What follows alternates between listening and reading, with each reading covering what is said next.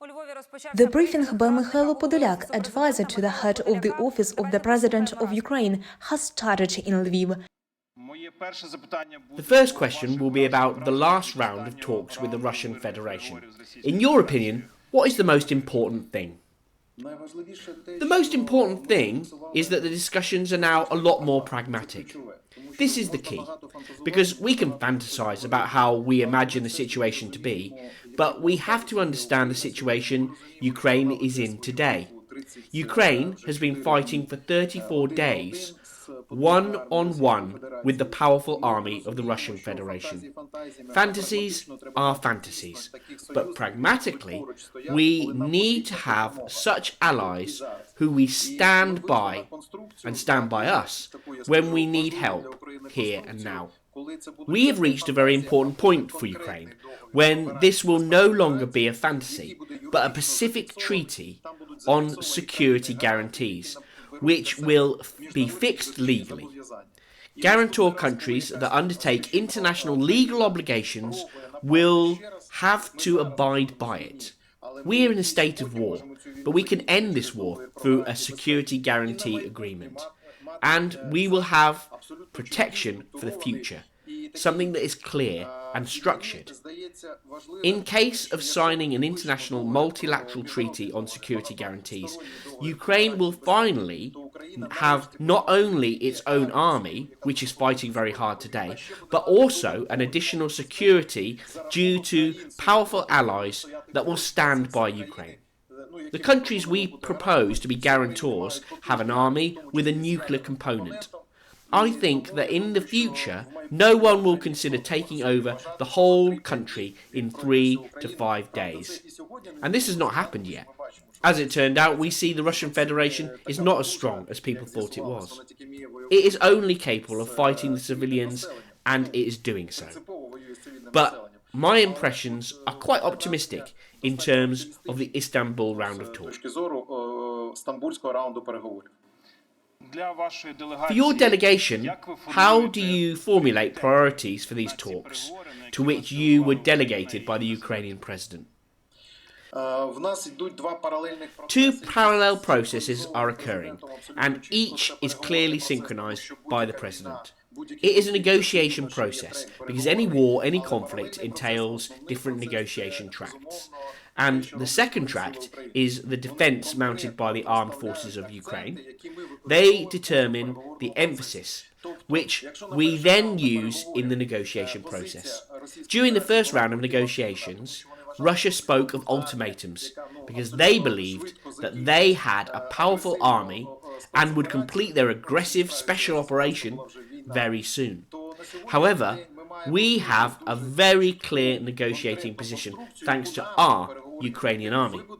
We feel comfortable in the negotiations, and we have quietly put aside all the ultimatums Russia made. Russia itself did this because they understand that it is necessary to communicate differently with Ukraine. Sovereignty and territorial integrity are non-negotiable for us. The President constantly emphasises this in his directives.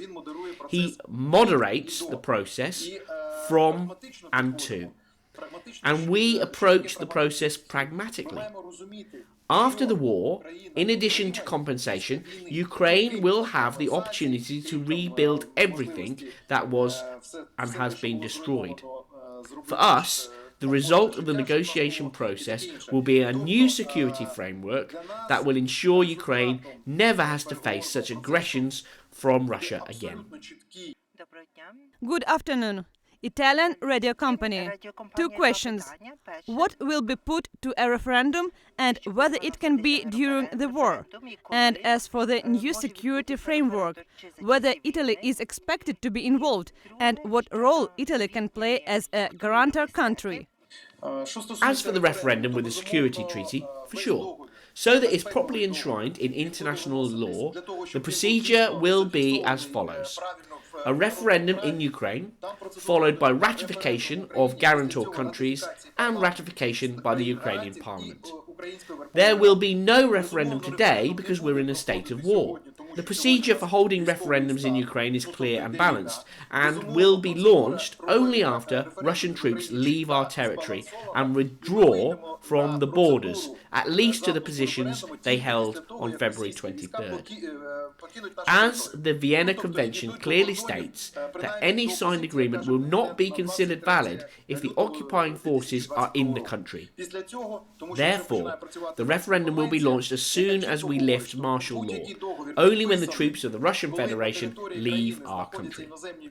A group of international lawyers, moderated by the head of the President's office, Andrei Yermak, is consulting with Ukraine's future security guarantors.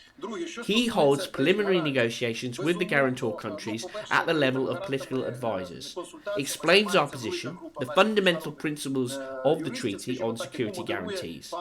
After that, consultations take place at the level of legal groups. Ukraine would like to see the permanent members of the UN Security Council as the main guarantors of its security, as well as Turkey, Germany, Poland and several other countries. But the security treaty will be open and all interested countries will be able to join it.